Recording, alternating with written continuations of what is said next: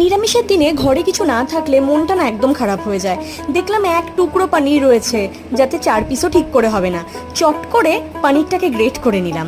এবার দেখো চটজলদি মজাদার একটা রেসিপি তোমাদের সাথে শেয়ার করছি। এটা হলো পনিরের ভুর্জি। উপকরণ তো তোমরা দেখে নিলে কি কি লাগলো। সামান্য ক্যাপসিকাম কুচি করে রেখেছিলাম, টমেটো, কয়েকটা কাঁচা লঙ্কা, গ্রিন পিস আর কিশমিশ। ব্যাস এই দিয়ে তো রান্নাটা হয়ে যাবে।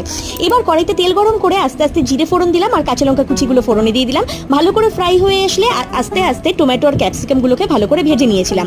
এবার ওই তেলেই দিয়ে দিয়েছিলাম সামান্য গুঁড়ো মশলা, যেমন হলুদ গুঁড়ো, জিরে গুঁড়ো আর কাশ্মীরি মির্চি। জিরে গুঁড়োটা দেখাতে স্কিপ করে গেছিলাম।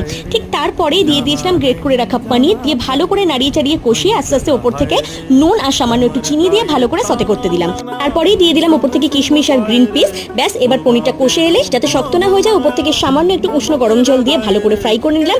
নামানোর আগে সামান্য একটু ফ্রেশ ক্রিম আর চিজ ওপর থেকে গ্রেট করে দিলাম। আজকে একদম রেডি আমাদের পনিরের ভুর্জি।